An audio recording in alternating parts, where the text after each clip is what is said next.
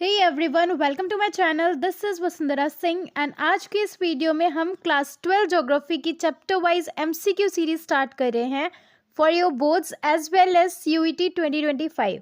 So this is the very first video from this series and we are starting with the book 1 that is fundamentals of human geography. So your very first chapter is human geography, nature and scope, जिसके MCQs को हम इस video में देखेंगे. Okay, so without any further do let's get into the video. हमारा जो पहला question है that is which of the following is not a part of human geography.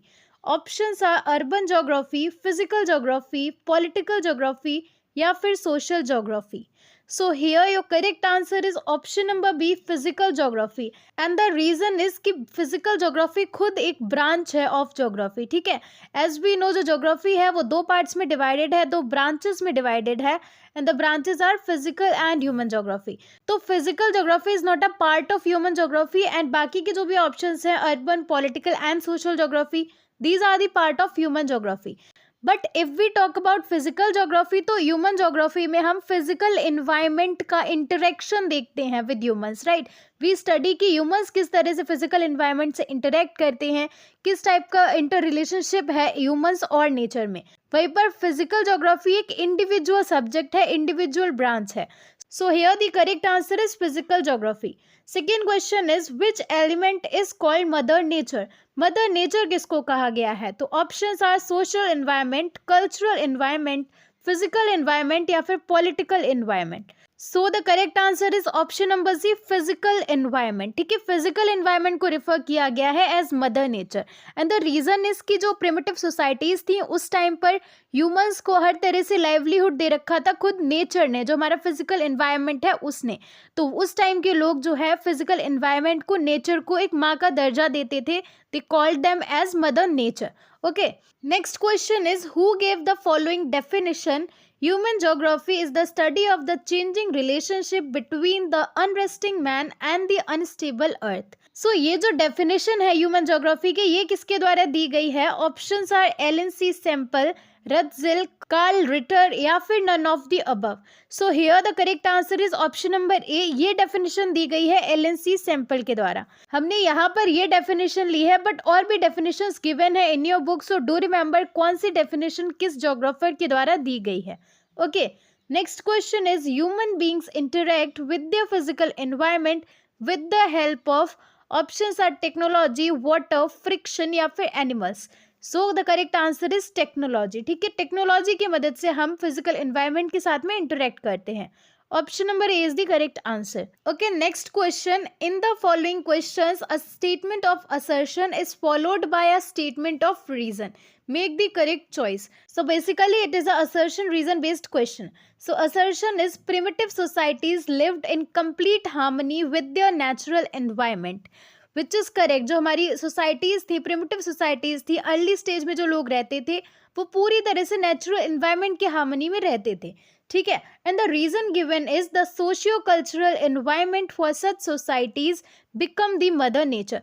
So the reason is not correct because अभी हमने starting के ही question में देखा था सोशियो कल्चरल एनवायरनमेंट नहीं, फिजिकल एनवायरनमेंट को मदर नेचर बोला गया है, right. So the reason is not correct but assertion is correct.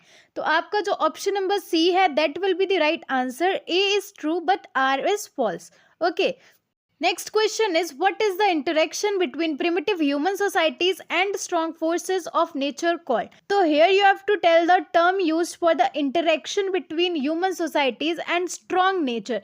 जहाँ पर human society बहुत primitive है, early stage की है एंड ह्यूमंस जो है नेचर के अकॉर्डिंग रह रहे हैं, नेचर डोमिनेटिंग है. तो उस स्टेज को क्या बोला गया है that you have to tell. Options are possibilism, environmental determinism, neo determinism या फिर radicalism.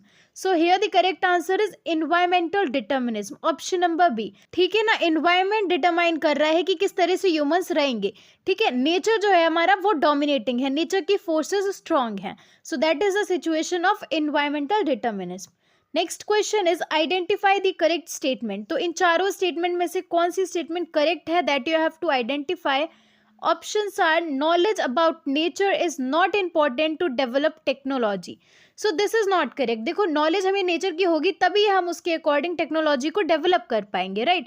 So this is not correct. Second statement is, at the stage of very low technological development, we can imagine the presence of naturalized human. So the statement is saying कि जब technology का development उतना ज़्यादा नहीं होगा, या we can say जब बहुत ही कम टेक्नोलॉजिकल डेवलपमेंट हुआ होगा, तब हमको ह्यूमन एक नेचुरलाइज्ड फॉर्म में मिलेगा, यानी कि ह्यूमन जो है मोस्टली नेचर के हिसाब से रह रहा होगा. तो इट इज़ वेरी ट्रू, जब टेक्नोलॉजी डेवलप नहीं हो रही है तो of course humans have to live according to the nature. ठीक है, हम ह्यूमंस का नेचुरलाइज्ड फॉर्म ही पाएंगे. So this is the correct statement. आपका जो ऑप्शन नंबर बी है यही करेक्ट आंसर हो जाएगा. बाकी we can see other statements as well. Third statement given is human geography studies physical environment. So this is of course not correct. Human geography में हम physical environment को नहीं पढ़ते हैं, बल्कि हम पढ़ते हैं कि किस तरह से humans physical environment के साथ में interact करते हैं, क्या इंटर रिलेशनशिप है humans की physical environment के साथ में. Okay, so here correct answer हो जाएगा ऑप्शन नंबर बी. अगला क्वेश्चन है, which approach was supported by Vidal de la Blache. Options are radicalism, environmental determinism, possibilism या फिर neo determinism. So here the option number B is correct one, environmental determinism. इन्होंने support किया था environmental determinism को. So with this question do remember कि आपको एक दो सपोर्टर्स पता होने चाहिए दोनों ही अप्रोच के, वेदर एनवायरमेंटल डिटर्मिनिज्म और पॉसिबिलिज्म, बिकॉज ये आपके आंसर मेकिंग में काफ़ी ज़्यादा हेल्पफुल रहेगा. एंड ऑफ कोर्स एमसीक्यू में तो कुछ भी आ सकता है. सो डू रिमेंबर कि कौन सा जोग्राफर जो है किस अप्रोच को सपोर्ट कर रहा था. Okay, next question is, who introduce the concept of neo determinism. तो options are Ellen C Semple, Griffith Taylor, Carl Ritter या फिर Ratzel. So here the correct answer is Griffith Taylor. ठीक है, इन्होंने इंट्रोड्यूस किया था नियो डिटर्मिनिज्म को, which is a middle path, and इसको स्टॉप एंड गो डिटर्मिनिज्म भी कहते हैं. Okay, next question is, which school of thought is mainly concerned with different aspects of social being of people. Okay, options are humanistic, radical, behavioural या फिर none. So the correct answer is option number A, humanistic school. अगर इसकी जगह पर welfare school लिखा होता तो that would also be the correct answer. ठीक है, option number A will be the correct answer. So this is one table in your NCERT text book जहां पर ये तीन अप्रोचेस के बारे में बता रखा है, वेलफेयर और humanistic school of thought, radical school of thought, behavioural school of thought. So do read them as well, don't miss out anything. ये एक इंपॉर्टेंट टॉपिक है, यहाँ से आपका क्वेश्चंस भी बनते हैं and MCQs are a must, आते ही आते हैं. So do read it as well. Okay, next question is, which school of thought employed Marxian theory to explain the basic cause of poverty, deprivation and social inequality.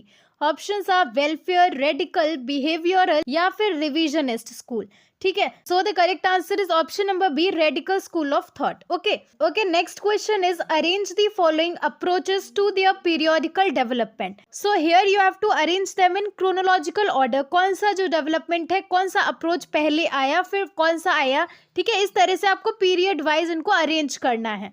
So options are special organisation, exploration and description, third is areal differentiation and the fourth one is regional analysis. So you have to arrange कि कौन सा पहले आया. तो इस चीज़ को you can only attempt if you have studied this table which is in your NCERT. अगर आपने इसको अच्छे से पढ़ा है then you can arrange it very easily. तो सबसे पहले आ जाएगा exploration and description, option number 2. Then comes regional analysis. ठीक है, ऑप्शन नंबर 4. फिर आएगा option number 3, areal differentiation, and then lastly it is spatial organisation. ठीक है ना, तो ऑप्शन नंबर डी यहाँ पर करेक्ट हो जाएगा. 2, 4, 3 एंड 1. ओके, अगला क्वेश्चन है, which concept helped to discover fire. Options are gravity, friction, NDA या फिर dynamics. So the correct answer is option number B, friction. ठीक है, अगला क्वेश्चन है, to which country does Ellen C Semple belong. तो ये कौन सी कंट्री के जोग्राफर है, that you have to tell. Options are USA, France, Germany या फिर England. So the correct answer is USA, option number A. Okay, next question is, which concept reflects the idea that possibilities should be created with in the limits without damaging the environment and there is no free run without accidents. So options are environmental determinism, possibilism, stop and go determinism या फिर welfare approach. It is a definition of neo determinism. ठीक है, ये neo determinism को explain कर रहा है, जो मिडिल पाथ है between environmental determinism and possibilism. ठीक है, एंड उसको स्टॉप एंड गो डिटर्मिनिज्म भी कहा जाता है। So here the correct answer will be option number C, stop and go determinism.